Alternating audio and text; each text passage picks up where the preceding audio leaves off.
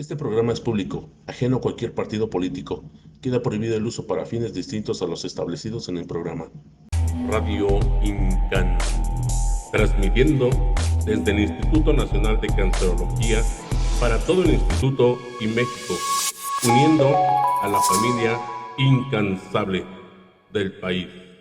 ¿Qué tal, familia incansable? Nuevamente estamos aquí con un episodio nuevo, un episodio bastante cool que les tengo que decir. Estamos hablando con una doctora que tiene toda una trayectoria, es una investigadora, es la primera investigadora que va a estar en este podcast. Y obviamente para nosotros es un honor porque tiene una trayectoria muy amplia. Estamos hablando con la crema innata de la investigación nacional e internacional. Vamos a mencionar el nombre de Elizabeth Lanley Macarrón. Van a ustedes a checar ahí sus links y sus redes sociales y van a encontrar todo lo que ella ha hecho. Ha publicado un montonal de cosas a nivel de biomédicas, de hormonas. Su campo de estudio es hormonas y cáncer. Pertenece al Sistema Nacional de Investigación. Es bióloga molecular. Ya decíamos en podcast previos, la biología molecular es totalmente otro apartado. Y para nosotros es un gusto, es un honor. Cuando nos dijeron que podíamos tener acceso a que ella llegara a nuestro podcast mediante la doctora Vaz, gran amiga de nosotros, quien nos dio la oportunidad de contactarla, la verdad nosotros muy orgullo. Hablemos del INCAN. Ella es del INCAN, trabaja en el INCAN. Díganos, doctora Elizabeth, ¿qué estamos haciendo aquí en el INCAN? Bueno, pues gracias por la invitación, pero yo me dedico a ver lo que es el cáncer regulado por hormonas. Entonces, esto habla de mama, cáncer de próstata, cáncer de ovario a menor nivel, pero a mí me interesa esto porque yo entré a esto buscando qué hacían las hormonas en el cuerpo. Y vi el efecto tan importante que tienen los estrógenos en el cáncer de mama y los andrógenos en el cáncer de próstata, y cómo son la base de la terapia para estos cánceres. Entonces, yo hace muchos años lo que hice fue buscar proteínas que regulan a los receptores de estrógenos y proteínas que regulan a los receptores de andrógenos, y busco qué hacen estas proteínas para regularlo en cáncer y si son buenas o malas, si pueden ser blancos terapéuticos o si se pueden usar, pues para determinar la agresividad del cáncer, la respuesta a la terapia, porque como tú sabes, perfecto, la terapia principal para cánceres que expresan los receptores de estrógenos, por ejemplo, es una hormona que es un antiestrógeno. Sí. Entonces lo que hace es bloquear el estrógeno y bloquear al receptor, y lo mismo pasa con la próstata. Lo que usan para terapia de próstata es un antiandrógeno que lo que hace es bloquear el receptor de andrógenos, y esto conlleva a que el cáncer se haga más chiquito, ya se vea más operable, y es un tratamiento relativamente inocuo en términos de efectos secundarios, relativamente, y es muy dirigido, y entonces por eso me interesa saber, pues, ¿qué hacen estos receptores en el cáncer? Sí. Aparte de qué hacen en las células normales, que tampoco sabemos 100% cómo funcionan. Tomando en cuenta que en nuestro cuerpo, para la gente, tenemos hormonas y tenemos receptores específicos hormonales, ¿correcto? Correcto. Y se modifican, se sobreexpresan o dejan de funcionar, por lo cual la señalización es anormal o normal cuando el cáncer está en nosotros. Pues vamos a hablar del cáncer de mama. Sí. El cáncer de mama, el receptor como tal, es el receptor de estrógenos, está presente en la mama normal y es necesario para su crecimiento, para la lactancia, para, el desarrollo normal de las mamas, ¿no? Y de todo el sistema reproductivo. Sí. Aparte de que es importantísimo para muchos otros tejidos, el cerebro, el colon, todo. Todo. Entonces, en sí, en cáncer, estos receptores están haciendo su trabajo casi normal, no están sobreexpresados, pero como son tejidos que son regulados por hormonas, pues el receptor de hormonas trabaja normal, pero es un tejido que es tan regulado por hormonas que atacar a este receptor va a inhibir el crecimiento tanto de la mama normal como del cáncer. Correcto. Cuando las mujeres están en cierta edad, tienen ciertas características o cantidad de hormona. No es lo mismo un adulto mayor, una mujer en edad fértil, que una niña. Claro, y ese es un poco lo más interesante de las hormonas, especialmente en mujeres y en menos grado en hombres.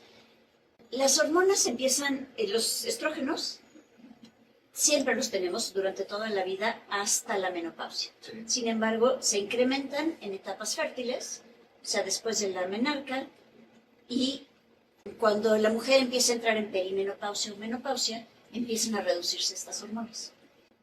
Siendo tan importantes en todo el cuerpo, el problema con la reducción de los estrógenos son efectos como osteoporosis, son efectos como, bueno, luego los efectos secundarios de los bochornos, de los cambios de temperatura en la mujer. Entonces, el cáncer, igual el cáncer de mama va a ser diferente cuando la mujer está en etapa fértil que cuando la mujer entra en perimenopausia o menopausia. Sí. Y el tratamiento cambia un poco. Sí.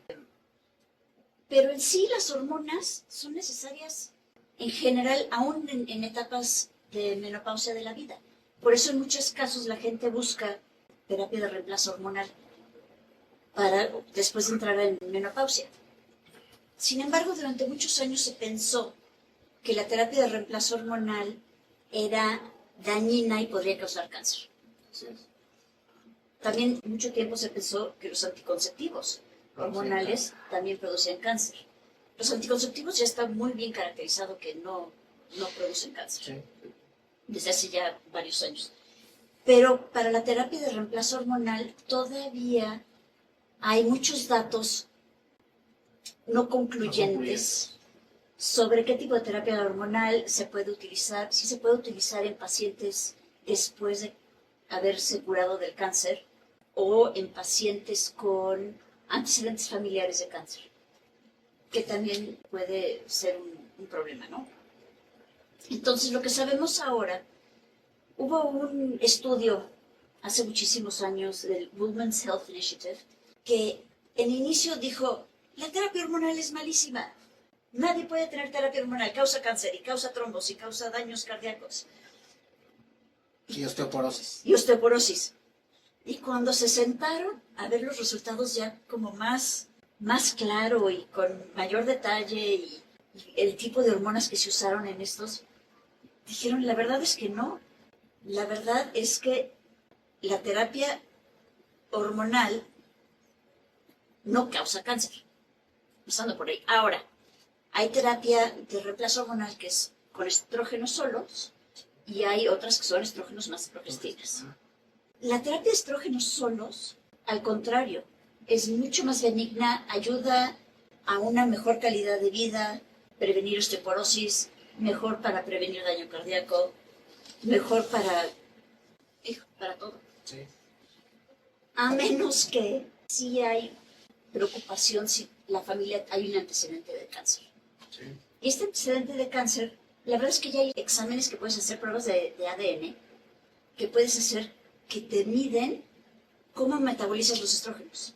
Y dependiendo de cómo metabolizas los estrógenos, aunque tengas antecedentes familiares, te puede decir si puedes usar terapia hormonal con estrógenos solos o si necesitas con estrógenos y progestinas. Sí. Cuando nosotros, bueno, dos preguntas, doctor. Los médicos generales, me incluyo, a todo el mundo se nos dijo que progesterona, el eje hipotálamo, hipófisis ovario, nos enseñó muy bien el ciclo regulatorio hormonal de las mujeres. Quizá lo más denso que hablamos de hormonas en la facultad. Un poquito más en la especialidad, bueno, estrógenos, progesterona igual a riesgo de infartos, riesgo de osteoporosis, riesgo de cáncer. Y la mayor parte de los médicos generales me ha tocado porque yo manejo mucho de dexametasona, derivado y que tiene mucho que ver con ese tipo de cosas. El tabú más importante, osteoporosis. No te lo doy porque viene osteoporosis. Los ginecólogos, como conozco muchos del área donde yo trabajo o particular, hablamos de terapia hormonal igual a fracturas, igual a osteoporosis, segurito. Es decir, usted como médico experto transmite algo como esto y se encuentran muchas opiniones en la calle con médicos generales sobre, no, eso es una terapia peligrosa, no la debes de usar.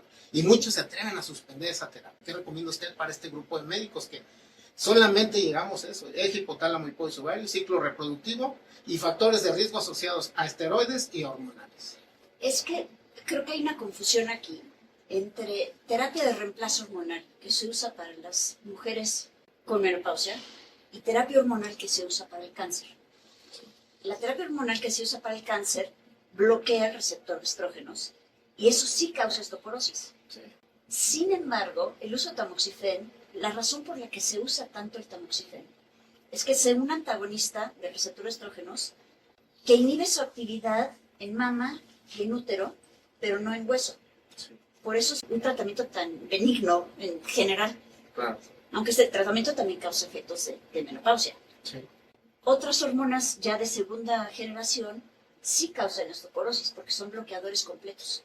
Sí. Sin embargo, la terapia de reemplazo hormonal que se usa para las mujeres menopáusicas es al contrario. Ayuda a fortalecer los huesos. La trombosis es el único problema que sí han visto con más riesgo, Sí. pero no daño cardíaco. Más bien es trombosis. Yo como hematólogo me he encontrado con los manejos en los ginecólogos, sobre todo para el tratamiento biológico para embarazo. Medicina de la reproducción manejan muchos hormonales y Sí. vemos algunas deficiencias de proteína S, proteína C, que es muy poca y que obviamente hacen trombosis y se lo atribuyen a la proteína S o proteína C, Es que usan clomifeno. clomifeno. El clomifeno es muy bueno para hacer ovular. Sí. Eso es muy importante. Sin embargo, cualquier hormona que no es la natural, cuando se une al receptor, no tiene exactamente el mismo efecto. Los receptores funcionan diferente, un poco diferente, dependiendo de la hormona que se les une, ¿no? Entonces, hay 3 estrógenos naturales que tenemos todas las mujeres, bueno, los hombres también. Estradiol, estriona y estriol, ¿no? El estradiol es el más activo, el que más tenemos. Ya en menopausia hay mucho estriol y estriona es más en el embarazo. Sin embargo, los receptores hormonales son factores de transcripción Sí. y activan un sinnúmero de genes. Sin embargo, los genes son diferentes si estás uniendo con estradiol, con estriol o con estriona. Activan diferentes genes, aunque son casi iguales. Entonces, igual, cualquier hormona que se une, que tiene una configuración diferente, cambia los genes que va a activar. Okay, sí. Entonces, en lo que más puedes, si usas hormonas naturales, va a ser el efecto natural. Algo como clomifeno incrementa muchísimo los estrógenos, incrementa muchísimo la actividad del receptor de progesterona y por eso aumenta la ovulación. Pero en otros tejidos no va a funcionar como un estrógeno normal. Entonces va a tener problemas inflamatorios, va a tener problemas posiblemente de trombos. Y no se ha estudiado mucho. No. La consulta que venimos de los ginecólogos de Ani, que hace biología de la reproducción, es esa. Le hace, pero también no le hacen todo el perfil volumétrico. Ven nomás que tiene proteína S y proteína C activada, disminuida. Entonces, igual la trombosis, hizo trombosis, entonces por eso, pero no le hace todo el perfil. Y es un gran perfil donde muchas veces se ven bloqueados por este mismo fenómeno, pero es un bloqueo pasajero y que dura muchas veces hasta horas. Otras veces sí tarda días, 48 horas, según la vida media del producto. Y según también la intensidad del clomifeno que utilizan para este fenómeno.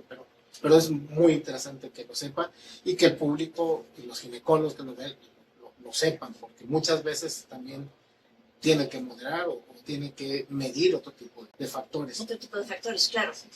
El otro punto que ya lo mencionó ahorita, pero era en base, uno era todos los hormonales, el otro es cáncer de mama. Tenemos muchas amigas incansables con cáncer de mama, hormonodependientes, o con receptores estrogénicos positivos, que es lo que le dice su médico oncólogo. ¿Qué significa eso? ¿Cómo se lo podemos nosotros ya explicar a la gente? Y le dan tamoxifeno. Sí. ¿Cuál es la representatividad de tener receptores hormonales positivos en cáncer de mama y cuál es la función que el oncólogo pretende decirle con el tamoxifeno? Muchos, la mayoría de mis compañeros me consta si se los platican, pero otras veces no los platican o se lo platican muy superficial y la gente no lo entiende. Pues el 70% casi del cáncer de mama es positivo para el receptor de estrógenos y para el receptor de progesterona. Y la ventaja que tiene esto es que como son regulados por hormonas, por tener los receptores, también se pueden usar antihormonas para bloquear el crecimiento del cáncer. Entonces, si tienes el receptor estrógenos positivo y progesterona positivo, puedes usar lo que el tamoxifeno es un antiestrógeno. ¿Y cómo funciona? Se une al receptor de estrógenos y hace que no active los genes de proliferación que normalmente activaría el receptor de estrógenos con el estradiol. Entonces, el tumor se hace más pequeño, a veces completamente se cura, pero el tamoxifeno es lo que dije, funciona diferente en hueso. En hueso sí activa el receptor de estrógenos, pero nada más poquito. Sí. A un nivel muy bajo, suficiente para mantener el hueso. ¿Y cómo funciona? Pues se une directamente a los receptores. Y ahí la parte que no medimos muchos, porque ya viene mucha gente con osteoporosis de otros fenómenos. Y De casi menopausia. de menopausia. Y se les atribuye, bueno, es que son los receptores, es decir, no medimos la enfermedad previa. Y eso es algo que yo creo que se debería de evaluar, sobre todo cuando sale con receptores hormonales. En muchos he visto que aquí en institutos sí les hacen la densitometría ósea, otros ya se van al PET o a la resonancia, pero mínimo casi todas tienen una densitometría ósea y a muchos sí me consta que les hablan. Me consta porque como interconsultante con mieloma también veo metástasis óseas que no son mieloma y que las mandan para acá, o cánceres como un segundo primario, como el mieloma, y entonces cuando vemos cómo lo están en el manejo, y uno entiende por qué, no es nuestro tema, nuestro tópico, no somos expertos, pero lo entiende porque algunos sí lo describen, pero eso es quizá lo más importante. Doctora, aquí en el hospital usted tiene su laboratorio. Sí. ¿Cómo funciona su laboratorio? Bueno, pues yo tengo estudiantes de la UNAM, estudiantes de maestría o de doctorado, y mi laboratorio, pues yo trabajo más bien con células. Sí. Células de cáncer de mama, células de cáncer de próstata, y lo que yo estudio son estas proteínas que regulan cómo funcionan los receptores de estrógenos y los receptores de andrógenos. Entonces tengo proteínas, por ejemplo, que si yo las sobreexpreso, me inhiben completamente la actividad del receptor de estrógenos. Entonces, con esto yo puedo ver en un tumor, sí. Entonces, si me inhibe la actividad, si yo lo sobreexpreso, mis células empiezan a morirse, Sí. dejan de proliferar. Sí. Y tengo otras proteínas que es al contrario, que si yo las sobreexpreso en mis células, proliferan mucho más. Me activa el receptor de estrógenos y activa los genes que activan los receptores, pero a un nivel mayor. Estos se llaman coactivadores, o sea, que lo activan mucho más. Y otros que son correpresores que lo inhiben mucho más. Todas estas proteínas, mi tirada básicamente es ver si las puedo usar como marcadores de agresividad, Claro, sí. los que activan, o estas, alguna por lo menos, de las que estoy estudiando, cuando sobreactiva el receptor estrógenos, también lo sobreactiva en presencia de tamoxifeno. Entonces, ¿eso qué me dice? Que hay una posibilidad de que si esta proteína está sobreexpresada en el tumor, el tamoxifeno no inhiba el tumor como debe, porque esta proteína no deja que lo inhiba tanto. O sea, aún lo inhibe a medias, pero no completamente como debería. Entonces sería un marcador de mal pronóstico. Sí. Y de que tal vez hay que irnos por otra terapia, Sí. que sea más fuerte que el tamoxifeno. Sí. Y te saltas los 5 años de tamoxifeno, porque van a funcionar a la mitad en vez de funcionar al 100%. Sí. ¿No? Interesante, yo tengo mi hermana. Esa es la tirada. Mi hermana tuvo, o sea, de mama y es recuperada, está en sus 5 años de tamoxifeno. Entonces, cuando leí todos sus trabajos, dije, pues hay muchas cosas que son importantes y obviamente dije, bueno, respuestas que yo le puedo decir, porque mi hermana cree que yo veo un cáncer de mama y lo domino acá. Oye, ¿qué pasa? Pues realmente no, muchas respuestas que yo no tengo para la gente, porque no es mi área, no es mi área de expertise. Pero bueno, siempre es bueno entender y tener gente como usted aquí en el instituto, obviamente, que ve la parte más densa. Yo siempre he dicho que la biología molecular es quizá la base de todo a nivel, pues obviamente es biología y es molecular, pero hablando de cáncer ha sido la madre de todas las batallas, desde antes de los blancos moleculares. El asunto es que no lo veíamos. Hablábamos de vías de señalización para todo el cáncer, inhibidos o inducidos, que producían más o reducían, pero la verdad es mágico ese campo que usted domina y la verdad es un orgullo tenerla con nosotros. Permítame preguntarle una última, que es un trabajo, el último que leí con usted, prolactina y neurotoxicidad o neuroprotección. ¿Cómo funciona? ¿Cómo fue ese trabajo? Bueno, es una colaboración que tengo con un ex jefe mío. Sí. Fíjese que él encontró en algún momento en ratones embarazados que tenían un efecto que cuando expresaban prolactina y les inducía daño cerebral, el daño cerebral no causaba tanto daño. Sí. Entonces, es un efecto que cuando uno lo piensa evolutivamente, es lógico, cuando la madre está lactando, está produciendo prolactina, necesita estar protegida. Entonces, ahora sí que la prolactina protege a la madre cuando está lactando, cuando tiene sus bebés chiquitos, y como que evolutivamente tiene sentido, ¿no? Sí, Cuando sí. tienes los mecanismos dentro de la mujer que la protegen de daño cuando es madre. Sí. Entonces, esto igual, la prolactina activa ciertas vías de señalización que activan protección en el cerebro. Y eso es bien interesante. Sí, realmente es a lo mejor un poquito denso de entender muchas veces, pero realmente es una punta de lanza porque me puse a pensar cuántas cosas no puede uno pensar desde el mismo embarazo y desde la misma evolución de la mujer desde que es en edad fértil y todas las veces que tiene una gran cantidad de prolactina. Y también muchas veces cuando uno dice, bueno, y cuando aparecen las cosas ya malas como el prolactinoma o cosas propias de la hipófisis que hacen que incremente la cantidad de prolactina, ahí cómo lo vería. Pues la verdad no hemos estudiado las vías de señalización, no las hemos estudiado como tal en cáncer. Sí. En cáncer con exceso de prolactina. Más la protección. Más bien hemos visto la parte de protección, pero está bien interesante si podríamos conseguir células de prolactinomas, ver cómo cambian las vías de señalización. Ya. Ahora, como en todo exceso es malo. Sí. En las células todo exceso es malo. Si le das suficiente cantidad de algo bueno, Sí, es malo. también se mueren. Bien, doctora, le agradecemos muchísimo.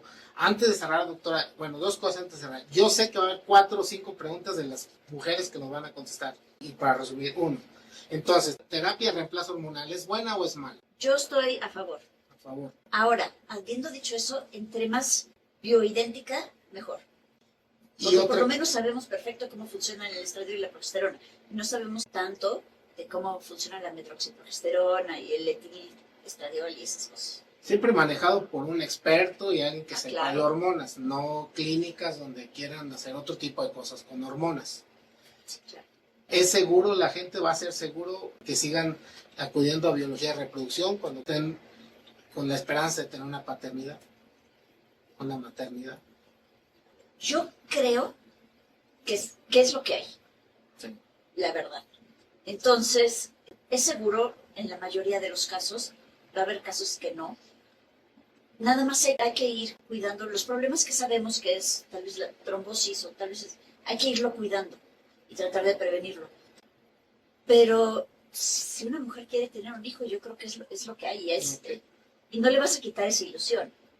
Okay. No hay que tener miedo y lo que platicamos obviamente está bien vigilado. Y yo creo que con una gente que sepa y bien vigilado, Todo sale correctamente. todo sale correctamente. Bueno, también leí, doctora, con usted, que es una de las doctoras que obviamente tesis, maestrías, todo el mundo quiere hacer tesis, maestrías, doctorados con usted.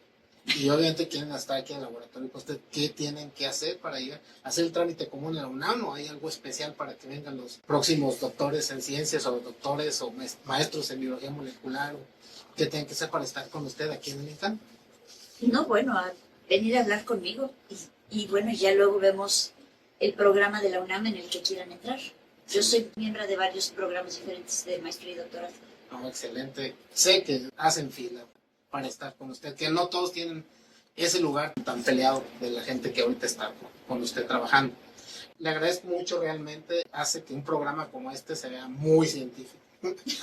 y la verdad nos gusta mucho ese tipo de caché que queremos tomar, que realmente es la idea original. Tenemos muchas facetas de este podcast, pero uno de los principales es llevar ciencia de alto nivel a la gente para que se entienda, para que se divulgue y para que sepan lo que hace el Instituto Nacional de Cancerología.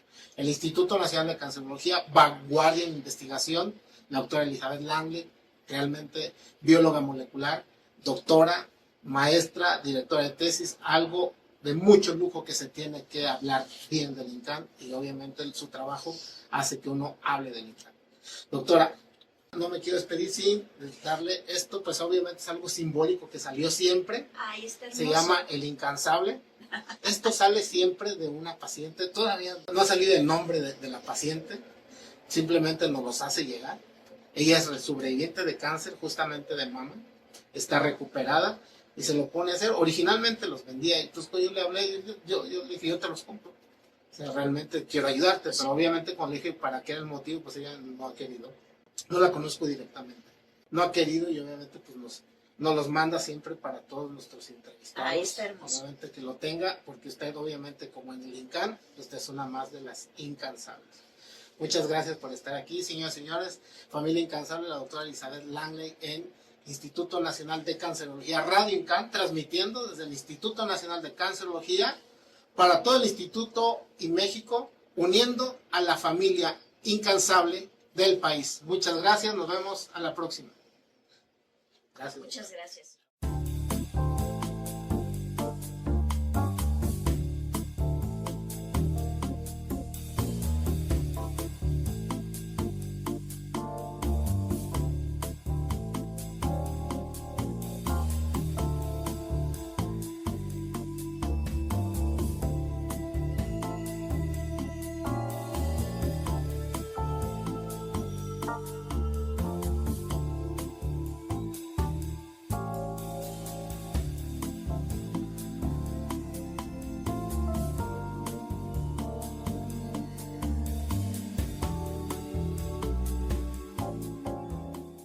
Instituto Nacional de Cancerología.